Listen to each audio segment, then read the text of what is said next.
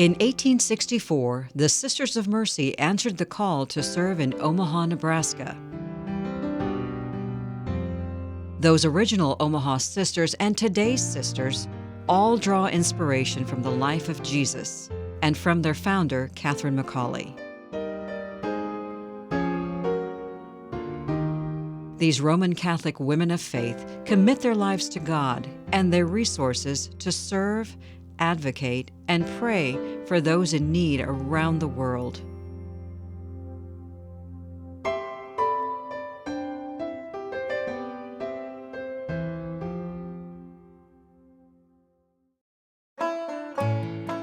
Seven sisters came from Manchester, New Hampshire. They made the 1,500-mile journey during the Civil War. They arrived in Omaha on the steamboat Montana on October 21st. Mother Mary Frances Ward promised Bishop James O'Gorman she was sending some of our very best teachers and two senior sisters, both educated and accomplished. The Nebraskian newspaper for October 28, 1864, called the arrival of the sisters a new era in Omaha history. The sisters are accomplished in every branch of science and will attract scores of young ladies from every portion of the West. No one thing adds more to the importance of a place than good educational advances.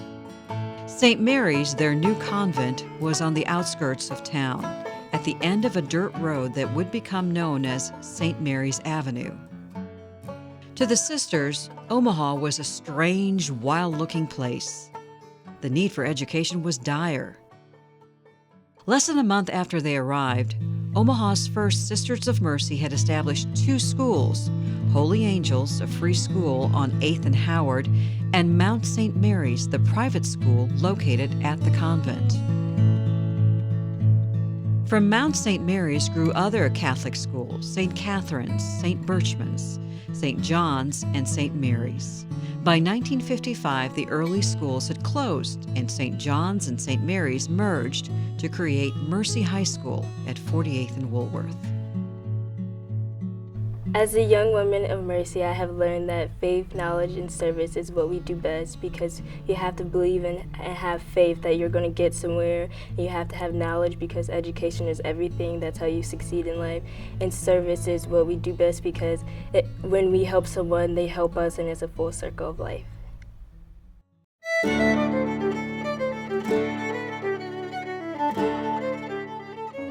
Catherine McAuley is the foundress of the Sisters of Mercy. She was born and raised in Dublin, Ireland in the 1800s. She had a lot of different kinds of things that happened in her life, and her father was one very important person. She began to follow his faith, his charity, and his compassion for others, for the people of Ireland of her time. After her parents' death, Catherine came to live with the Callahan family. When Mr. Callahan died, he left his sizable estate to Catherine. With these newfound resources, Catherine built a large facility on Bagot Street in Dublin. She named it the House of Mercy and envisioned a place of refuge and education for poor women and children.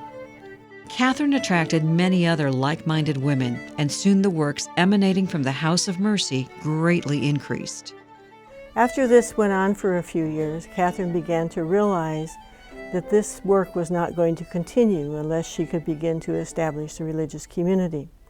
So she and two of the other women who were there went to do the formation for religious life, and then in 1831, on December 12th, took their vows as the first Sisters of Mercy.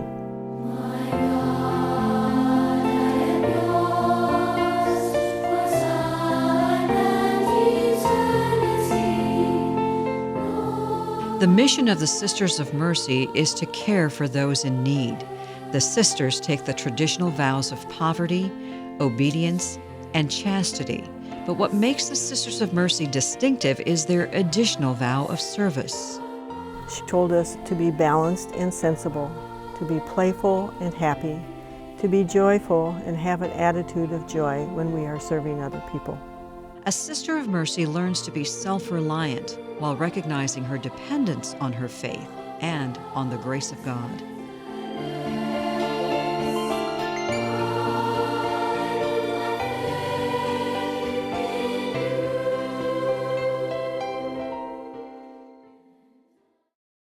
the Sisters of Mercy quickly became a vital part of early Omaha. In addition to opening and running 29 schools, they opened the city's first orphanage next to the convent. There, they served homeless children from many faiths and backgrounds. In 1891, they built St. James Orphanage in Benson and staffed it until the early 1970s. Sisters of Mercy also worked with Father Flanagan at Boys Town later in the 1920s and early 30s. Like Catherine McCauley, the early sisters ministered to those in jail or prison and visited Omaha's sick and poor. The Sisters of Mercy have been leaders in healthcare in the Omaha area since their arrival. Certainly the most significant impact that the Sisters of Mercy have had on healthcare in the Omaha region was their pioneering vision for their passionate commitment to establishing faith-based healthcare services in the spirit of the Sisters of Mercy and the values of Catherine McCauley in meeting unmet community needs, particularly for the most vulnerable. They opened the area's first Catholic hospital, St. Joseph's Mercy Hospital, in 1870. St. Joseph's Hospital continued as Creighton Memorial St. Joseph's Hospital, the oldest continuously operating hospital in Nebraska. In 1910, the sisters opened St. Catherine's Hospital and began St. Catherine's School of Nursing. In 1964, they opened Bergen Mercy Medical Center. Probably one of the most visible and primary examples of this ministry of caring for the community's most vulnerable is in psychiatric services. It's interesting to note that the Sisters of Mercy established the first private psychiatric hospital in the Omaha area, and in fact, it was the first private psychiatric hospital in the country. Through their individual examples, the sisters touch and inspire many people. One example is Sister Norita Cooney, who was called to be the interim CEO of Bergen Mercy Medical Center. Her impact was profound. Shortly after I arrived in Omaha and met Sister Norita, I began through that relationship a life-transforming experience which led me to understand very quickly that Norita would have significant influence over me as a human being and as a leader, as she mentored me and became my closest friend over many, many years.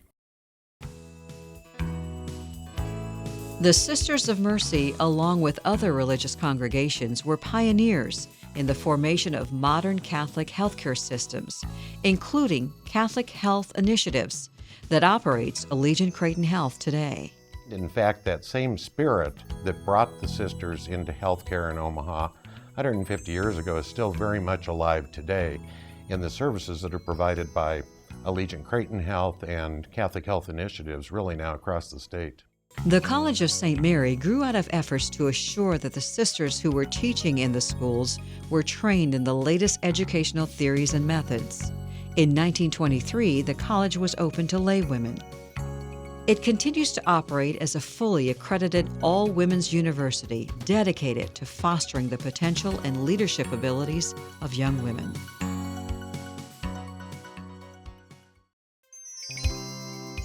As the Nebraska Foundation grew and even more young women came to dedicate their lives as Sisters of Mercy, the scope of the congregation's influence widened. In 1929, the Omaha community was joined by other smaller communities to form a vast western province. In 2008, the Sisters of Mercy West Midwest community was formed by the joining of 6 regional Mercy communities: Auburn and Burlingame, California, Omaha, Cedar Rapids, Chicago, and Detroit. There continue to be Mercy campuses in these 6 locations, with the West Midwest Community Administrative Office located in Omaha. In 2014, the Sisters of Mercy celebrate 150 years in Omaha.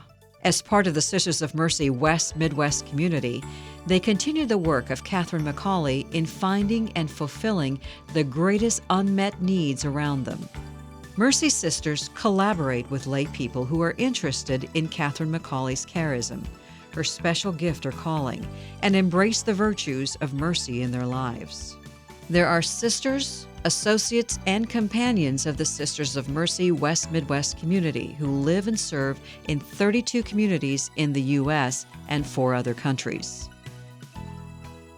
Mercy Volunteer Corps members choose to join a community of people who are named Mercy, people who inspire and encourage one another to deepen their lives in mercy through service and prayer. Mercy associates are lay people who make an ongoing commitment to live their daily lives in the spirit of Catherine McCauley and the Sisters of Mercy. Mercy companions take a vow of service and live their lives according to the Mercy charism. Mercy Housing, begun by the Omaha Mercies in 1981, continues to ensure the possibility of affordable housing for low-income people across 43 states. For more and more Americans, and sometimes especially women and children, home was elusive. They couldn't afford decent, affordable housing. They often moved from unit to unit in an effort to secure a healthy environment to raise their children. Many Sisters of Mercy joined with residents of local depressed neighborhoods who had experienced all the things that happened to our inner city neighborhoods. Our goal was to work with these residents to change the neighborhood, to revitalize it, to make it once again a good place to live and work and raise families. Knowles Mercy Spirituality Center near Waterloo, Nebraska offers retreats, spiritual direction, and other spiritually based programs. Today, the Institute of the Sisters of Mercy of the Americas is the largest congregation of women religious in the United States. For women considering making God's work their work, becoming a vowed member of the Sisters of Mercy offers a way to serve others and to celebrate their own unique gifts. Today's Sisters of Mercy focus passionately on 5 critical concerns: women, earth, immigration, racism, nonviolence.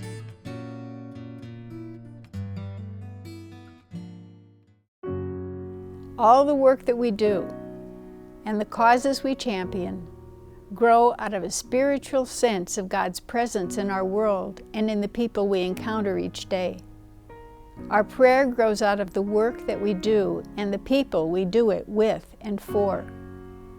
While our prayer provides our energy for ministry, our work takes on focus and meaning when we bring it to prayer.